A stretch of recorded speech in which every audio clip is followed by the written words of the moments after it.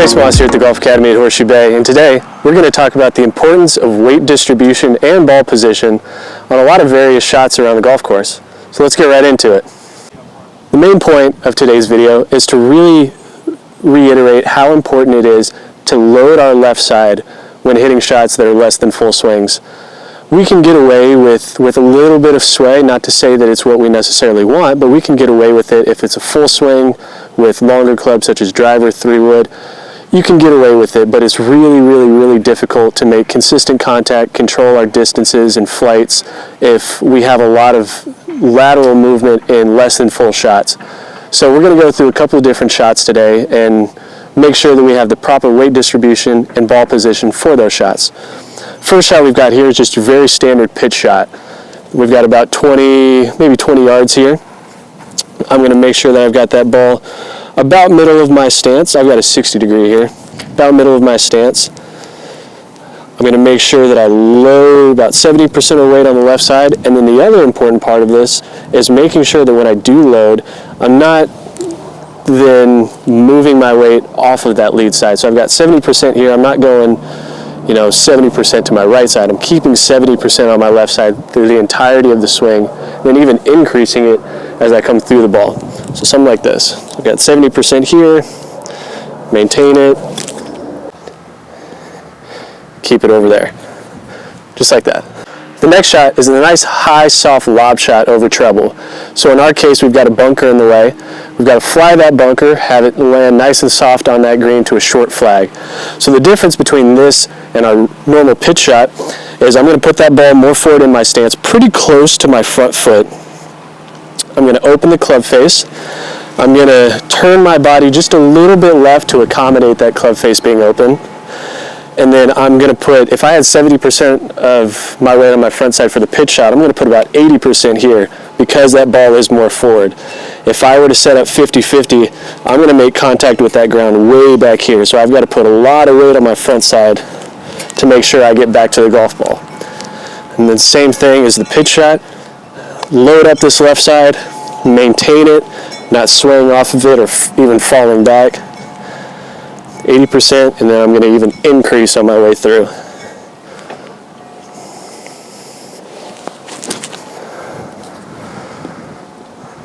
Just like that.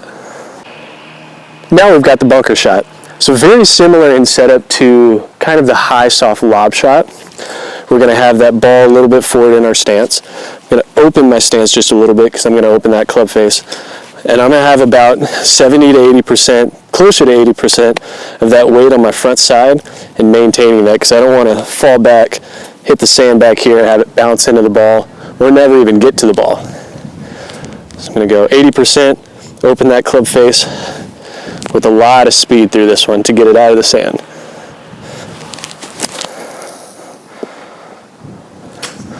Just like that. The next shot here is the punch-out shot. As you can see, we've got a little bit of tree trouble, and my biggest concern is making sure that I keep it low enough so it doesn't catch these limbs up here. I'm not looking for a ton of distance, I'm just trying to get it back out and play, make sure I don't hit these branches. So what we're going to do is I'm going to play that ball about middle to back of my stance, and I've got a 7-iron here for this shot. Middle to back of my stance, load that front side up about 70-80%. Make sure that my hands come along with my body, so not putting my hands back here behind the ball, but they're going to go with my body as I put my weight forward. And then same thing, maintaining that pressure and even increasing to about 90% on my front side as I hit the shot, not falling back and scooping at it, making sure that I continue through my left side as I hit this ball. So 80%, hands come with me, maintain, and increase. Just like that. I mean, didn't get more than a few feet off the ground, but it scooted out of there nicely, got me back out into play, got me some distance, all things we want to see. The last shot is the 3/4 iron shot, whether we're trying to take the flight down a little bit, if we're playing into the wind, or if we're just trying to take some distance off of it.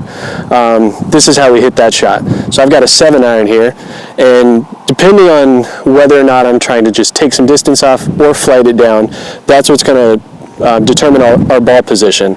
So if I'm just trying to take a little bit of distance off, I'd play it where I normally would a 7-iron, which is about a ball ahead of middle of my stance. If I'm trying to flight it down, I'd play it either middle of my stance or even a ball back of middle of my stance. For this instance, I'm just going to take some distance off of it, so I'm going to play it about where I would a normal 7-iron.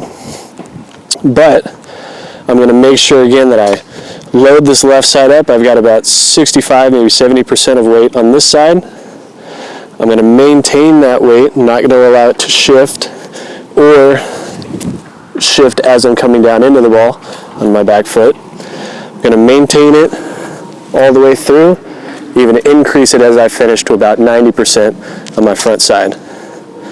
Same thing is sort of the punch-out shot. I want my hands to come with me. I don't want my hands fighting against my body and going backwards. So if my weight and my body goes forward, my hands got to come with me. So we go 70%, hands are with me, maintain that pressure, even increase on the way through.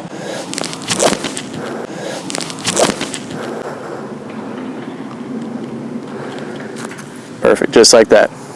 Thank you guys so much for watching. If you'd like to book a clinic or a lesson, links will be down in the description. And as always, thanks for watching.